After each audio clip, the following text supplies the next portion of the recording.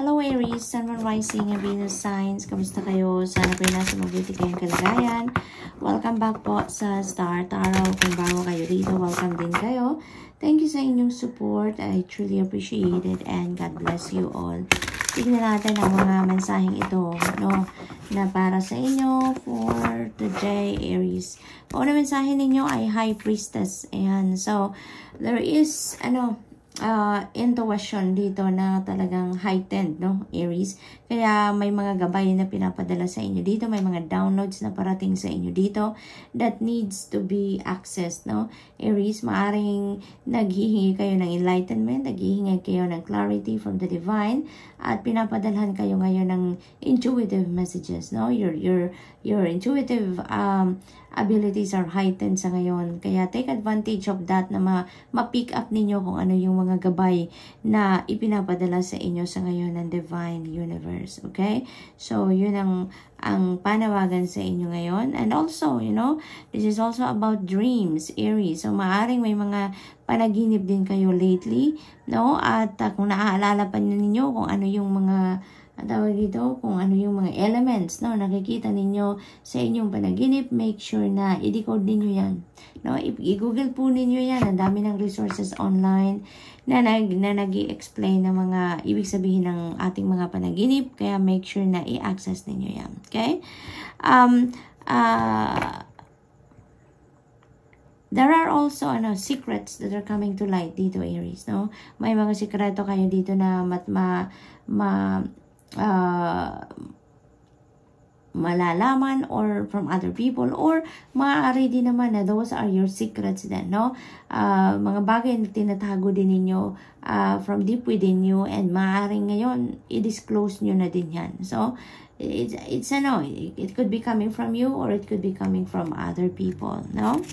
So we also have Ace of Voices, and so this is new beginning energy, Aries. Talaga naman, no, may mga enlightenment talaga dito na parating sa inyo. There are going to be epiphanies, there are going to be information, insights, no, inspiration na parating sa inyo dito, no. Your wisdom is going to be also ngayon parang will be on display din, kasi you've learned a lot in your life na din, no. Parang your soul has made so many journeys na din sa buhay ninyo, kaya in the past, kaya ngayon yung parang lalabas na yan, magagamit niyo yan sa inyong sitwasyon sa ngayon, yung mga learnings in life ninyo, yung wisdom ninyo. So there is going to be dito a new beginning sa buhay ninyo, because meron dito magbubukas na bagong path para sa iyo. You are coming from a victory dito, Aries. Maaaring meron kayong mga challenges sa buhay that you are going to surpass sa ngayon, malalampasan ninyo yan dahil sa mga epiphanies na to, sa mga new ideas, inspiration na parating sa inyo.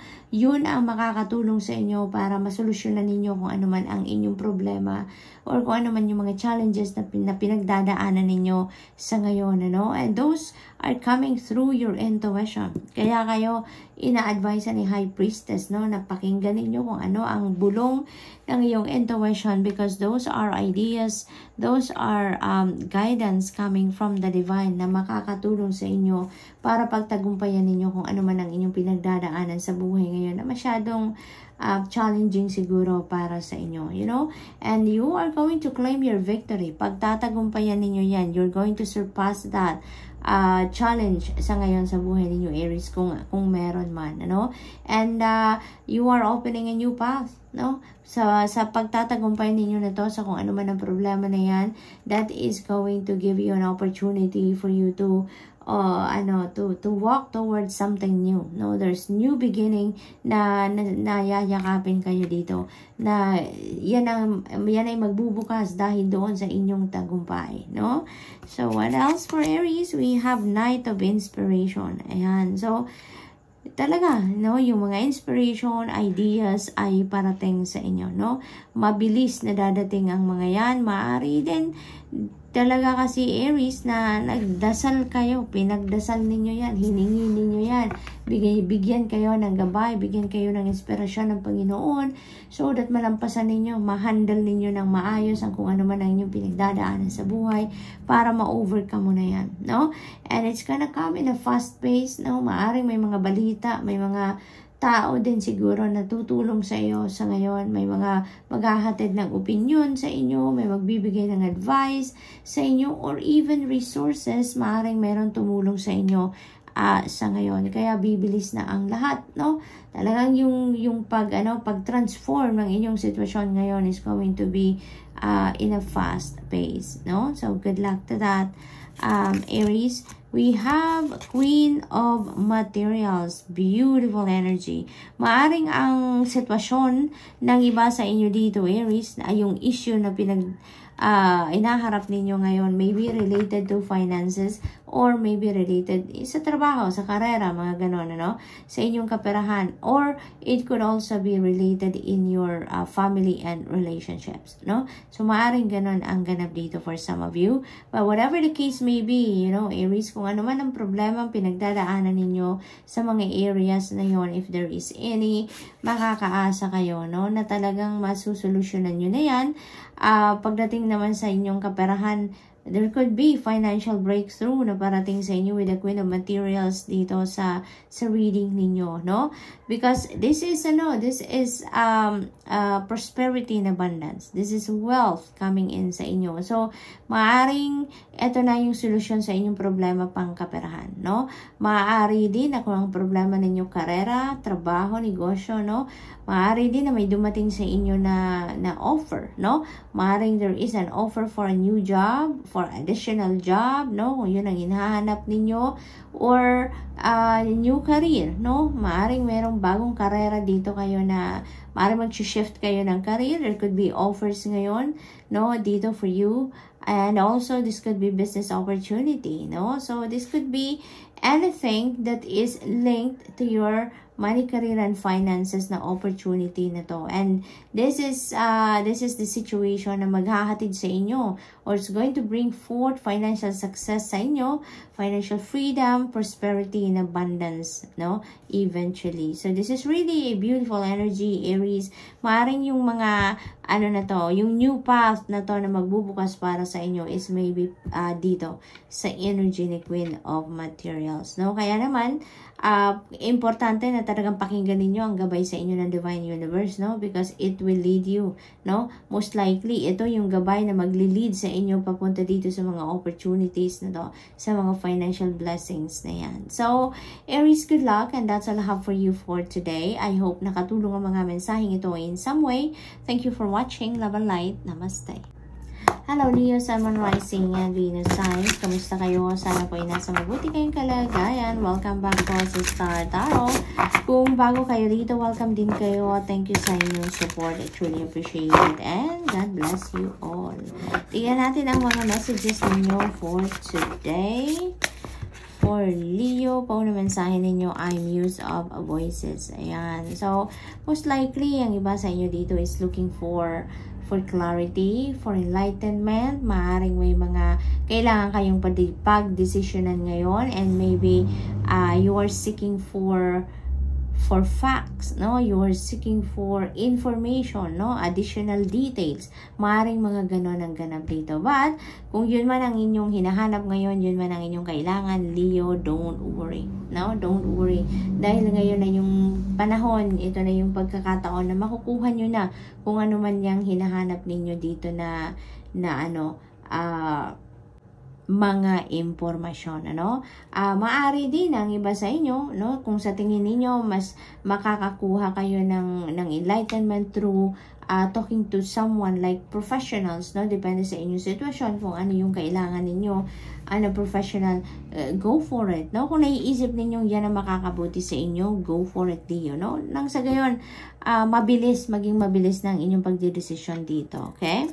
So, we also have the Emperor energy, beautiful energy, no? So, maaaring ang kailangan ninyong pagdesisyonan dito or yung pinagtutuunan ninyo ng pansin dito is maybe regarding sa inyong trabaho, karera, negosyo, pangkaperahan, ano, maaring gano'n ang sitwasyon dito, no? For some of you, Leo. Maari talaga din kasi na siguro meron kayong negosyong ipuput up ngayon at kailangan ninyo ng ng kapital or kailangan ninyo ng advice, no, kung yan ang mas makakabuti para sa inyo, kung yun ang tamang negosyo na iput up ninyo around this time, no. So maaaring mga ganon ang ganap ng iba sa inyo dito. That's why you need some kind of professional help, professional advice, no? Maaaring ganon ang ganap. For others of you, Leo, ang napipick up ko din dito, balance will be back in your life. Order will be back in your life sa ngayon. Because maybe in the past, there are distractions, no? May mga bagay kayong inasikaso at may mga bagay din kayo na neglect, no?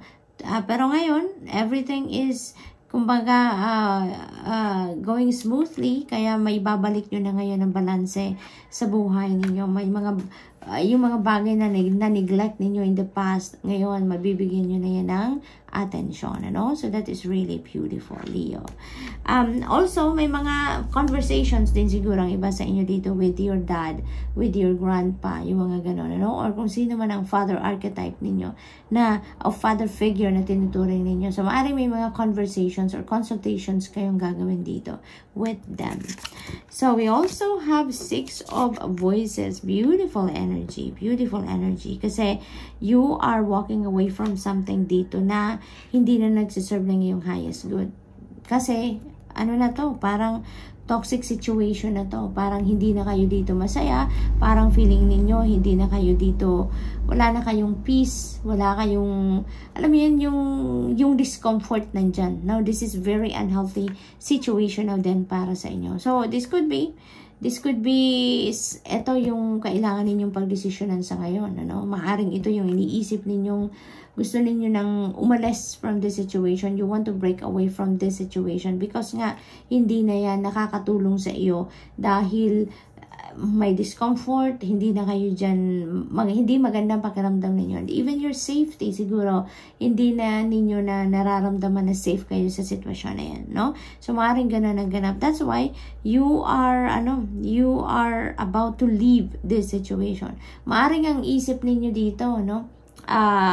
At puso ninyo wala na sa sitwasyon na to. Maaring naghahanap na talaga kayo ngayon, ano? Nag-research na kayo ngayon kung saan kayo patungo, kung ano yung dapat ninyong gawin, kung anong kailangan ninyong puntahan sa ngayon, ano? Maaring busy kayo sa kakaisip, sa kaka-research, no? Or humihingi kayo ng tulong siguro from other people, no? Dito kung paano kayo makakaalis sa sitwasyon na to, no? Kaya siguro kailangan ninyo ng professional help dito, no? For some reason, kailangan ninyo yan dahil siguro para mas mapabilis ang pag-alis ninyo sa sitwasyon na ito, no? But this is really good, no? Maglalakas ng loob kayo dito na umalis, no? Dito sa, kumbaga, troubled waters, and you are heading towards a calmer waters dito. You are going to choose your happiness and peace dito, kaya aalis kayo sa sitwasyon na to.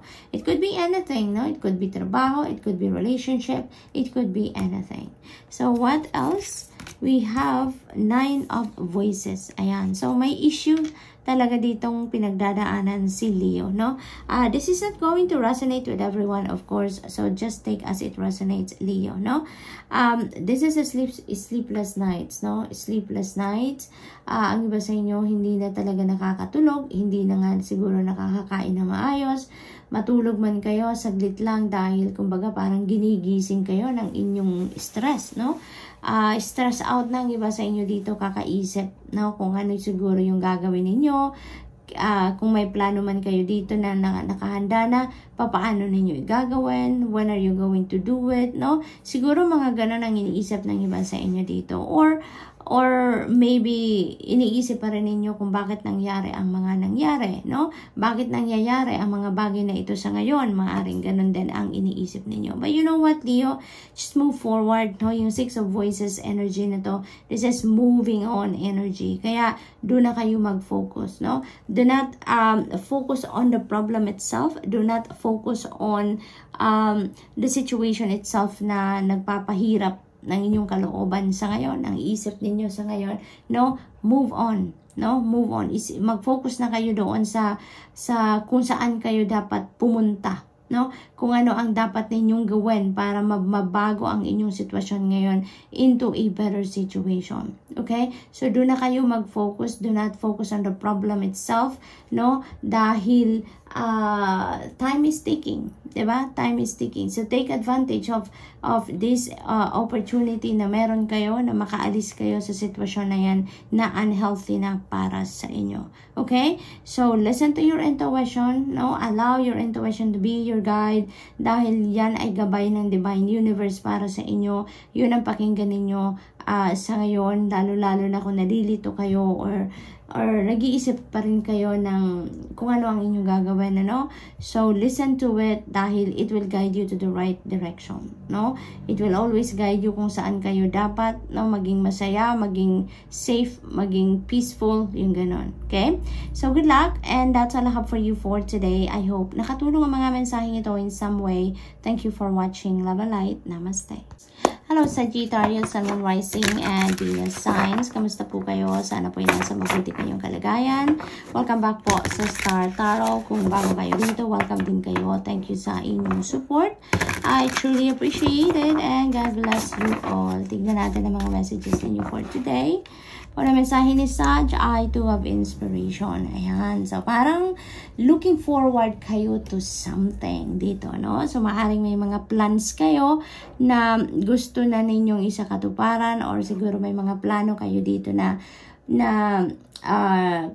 konkreto na anytime pwede na ninyong gawin, no? So, maaaring naghihintay na lang kayo dito ng right timing, no? So, maaaring yun na lang ang hinihintay ninyo dito because you have planned already, no? Kumbaga, meron na kayong konkretong plano, konkreto na yung mga ideas ninyo dito ready to roll out, no? Yun ang napipick up ko dito for some of you.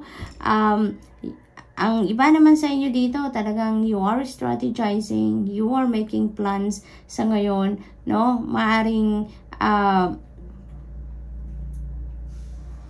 tinitignan-tignan nyo na din ang inyong paligid because there are opportunities na ngayon na parang kumakatok na din sa inyo, no? As you make those strategies, as you make those plans, parang meron na din kumakatok sa inyo na mga opportunities and possibilities dito, no? Kaya siguro yun na din ang tinitignan ninyo if, no, kung talagang yun is going to support your plans, no, dito. Kaya maybe, no, ibibigyan na ninyo yan ng pagkakataon ngayon na matignan at i-consider at maaaring yun na magpupul sa inyo talaga na sige na, simulan nyo nang i-roll out ang inyong mga plano, no?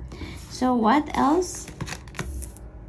The moon energy. Ayan. So, talaga, no, ang iba siguro sa inyo ngayon, naghahanda pa, no? Naghahanda pa, you're still weighing things out sa ngayon. Kasi, si moon energy, sinasabi dito sa inyo na, now is not the time to take action, no? So, maybe kailangan pa talaga ninyo na maghintay ng perfect timing. Now, maybe now is not the divine timing yet para simulan na ninyo ang mga bagay na pinagplanuhan na ninyo. So, maybe may kulang pa dyan, no? Maaaring may mga bagay pa na kailangan pa ninyong pag-isipan or kailangan pa ninyong i-reconsider, no? Siguro may mga ganap dito for some of you. And then also, this is also about,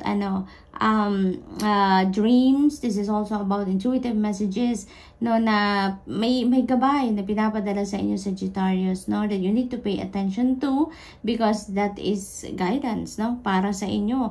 Maaring yan ang mga divine guidance na kailangan ninyong malaman sa ngayon that can help you with this situation ninyo, no, na kung ano pa ang kailangan ninyong tignan, ano pa ang kailangan ninyong idagdag sa plano ninyo or baguhin sa plano ninyo or dumiskarte pa kayo, no, yung mga ganon. So, there are gabay para sa inyo dyan that you need to access, no, through your dreams or through your intuition, okay? So, we also have temperance energy, patience, no, Sagittarius. Patience is a virtue. At yun din ang mensahe para sa inyo dito. Be more patient sa ngayon. So, most likely talaga, the divine timing has not come yet dito sa inyong plano, no?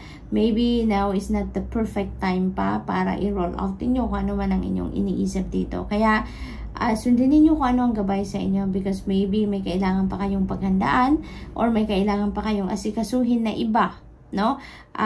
Kaya parang stay put muna kayo, yun ang sinasabi dito. Stay put muna kayo sa kung ano man yung pinaplano ninyo sa ngayon. Okay? So, be more patient pa. No? Be more patient pa.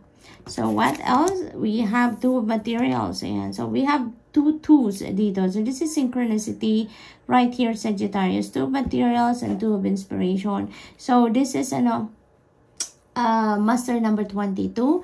So, please look up for the meaning of master number 22 po for more guidance, no? Dahil meron may mga extrang informasyon na kailangan ninyong malaman dyan that can help you with your situation sa ngayon. Sa two materials naman, no, you're juggling many things dito, no? You're juggling many things.